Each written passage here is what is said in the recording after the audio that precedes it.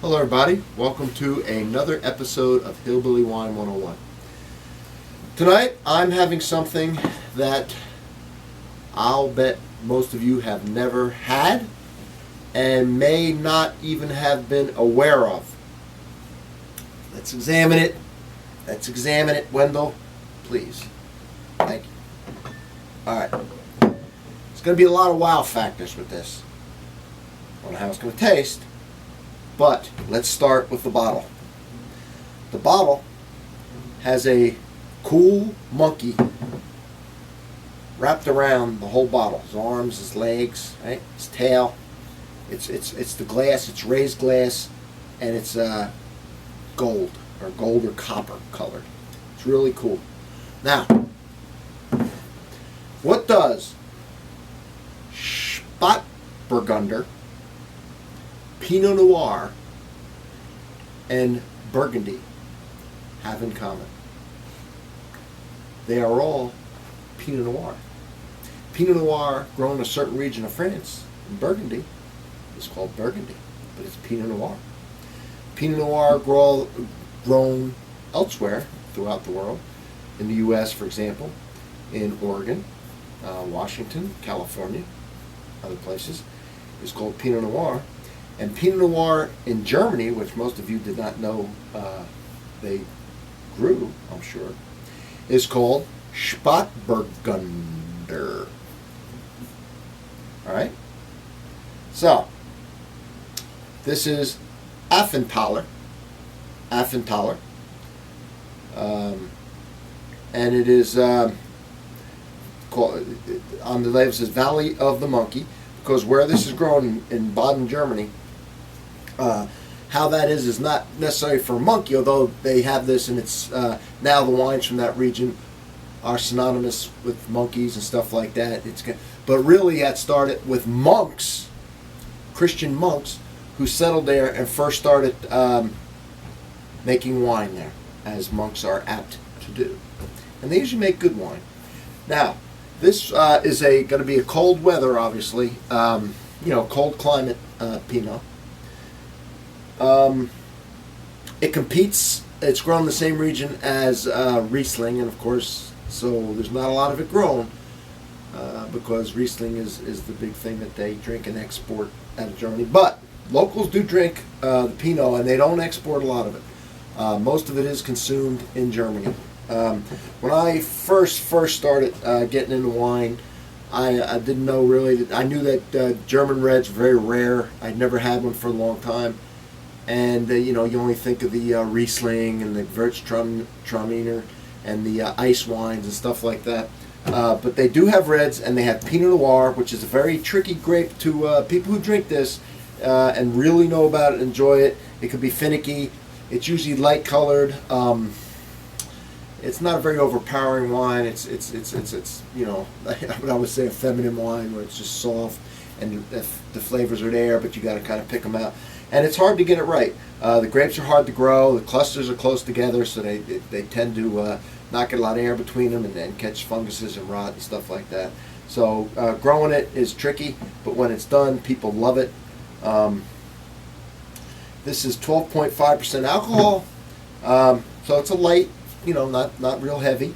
It cost $12.99, and so before we even open it, now you're talking about a cool bottle. All right, if you bring this somewhere to someone who they you don't know what kind of wine they like, or they say they like reds but they're not really into, or they say they like Pinots, then I think they're going to really enjoy this bottle. They're going to think it's cool. If they're into wine, no matter how much they're into it, if they're into it to the point where they like Pinots, they like wine, they know enough to know that, then they're going to be impressed that you have a German Pinot Noir, because they probably have not had it. So that's going to be your second thing. The bottle's the first thing, and the fact that it's a Pinot Noir from Germany, which I'm trying to stress to you, is not very common here in the U.S. So, people in Baden, Germany, in the Valley of the Monkey, it's very common. All right? Spatburgunder, or Spatburgunder. Not sure. It has a little umlaut over the A. I think that, so anyway. All right, let's get started. Screw cap.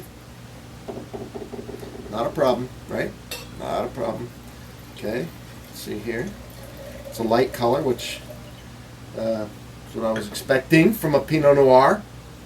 Hope you all can see that. It's really, really cool.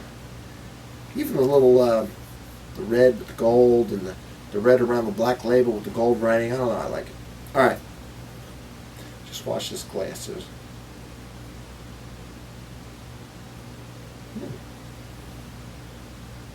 Oh,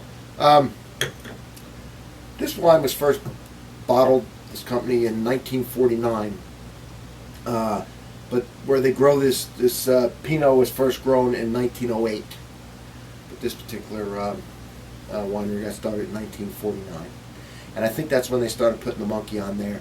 And now the wines are synonymous with the logos. I think all the wines in the region, at least all the red ones, at least all the Pinot Noir, from what my research tells me. You know what? This smells really good, folks.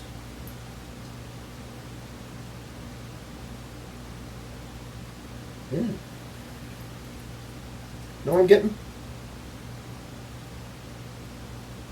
And I'm getting strawberry pipe tobacco. Strawberry pipe tobacco, and you know what? I love the smell of pipe tobacco. And strawberry pipe tobacco. That's just what I'm gonna. Strawberry pipe tobacco. We're gonna go with it. I can pick some more stuff out of there, but you know what? The first things you're gonna smell is strawberry and pipe tobacco. It smells like strawberry pipe tobacco, and that's the dominant smell. Let's taste it. If it tastes anything like that, I'll be happy.